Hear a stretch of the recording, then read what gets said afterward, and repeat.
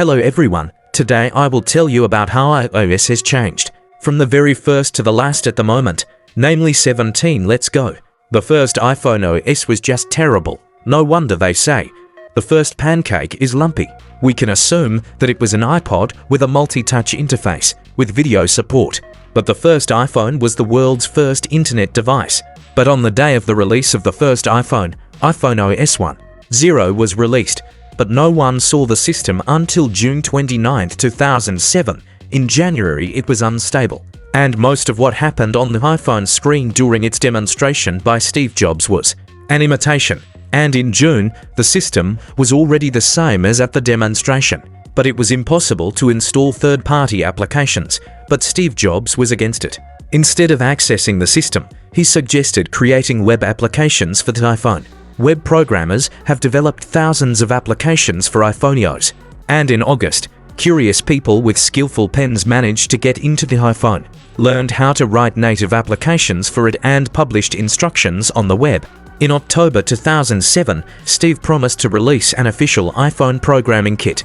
On March 6, 2008, at a special event, Apple has introduced a long-awaited programming kit in iPhoneOs, the App Store, and unprecedented strict rules for those who decide to develop programs for the new platform. The App Store has become the only legal and official way to distribute third-party programs for the iPhone. The second version of iPhoneOs was presented at the opening of WWDC on June 9, 2008. The iPhone 3G was introduced there, and at the same time, a new version of the system was pre-installed on it. In addition, it was compatible with the first-generation iPhone and iPod Touch. In addition to the App Store application, hundreds of third-party applications, the number of which increased at a very high speed, and 3 support. A lot of interesting things appeared in the system. The system was released on July 11th, simultaneously with the iPhone 3G and the App Store.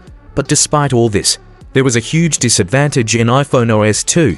It was impossible to copy, paste and Qtophone OS 3. The third version of iPhoneOs has been introduced on March 17, 2009 and was released on June 17th of the same year.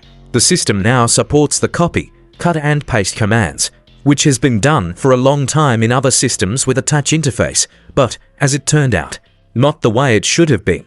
Apple paid serious attention to this problem and spared no resources and time. There were many innovations. For example, iPhoneOs 3.0 learned how to shoot videos. So far, this has only worked on the iPhone 3GS, where the letter S stands for speed. And in early 2010, the iPhoneOs version was released, which did not work on the iPhoneOs 3.2, and its 2 bug fixes, 3.2.1 and 3.2.2, worked only on the iPad. It was stubbornly impossible to use the same system onto different devices, and Steve Jobs found a temporary solution. iOS for yes, not the iPhoneOs, but iOS for introduced multitasking, books, Game Center, FaceTime and more. There was no iOS for on the iPad initially. iOS 5 and iOS 5, Siri and the Control Center appeared. Siri appeared only in the iPhone for SE Message has also appeared in iOS 5. It is now possible to turn on the camera from the lock screen. The camera app has been taught how to edit images, integration with iCloud and much more. iOS 6 Apple decided to abandon Google Maps. Apple Maps came to replace it, which was followed by a loud scandal, since Apple Maps was raw. iOS 7 skeuomorphism, goodbye. To begin with, what is a skeuomorphism? Skeuomorphism is the imitation of physical objects in the user interface. Apple has a new designer, Jonathan Ive. Thanks to him, a new design has appeared.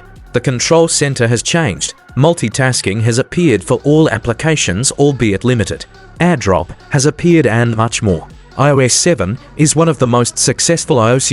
iOS 8 is a modified iOS 7, more optimized and with the Health app. iOS 9 is one of the most stable iOS, as in iOS 8, the main task was optimization. Apple Maps and Siri have been improved. Power saving mode and search in the Settings app have been added. iOS 1 or iOS 10 has become the most problematic iOS. There were a lot of bugs. The TV app was added.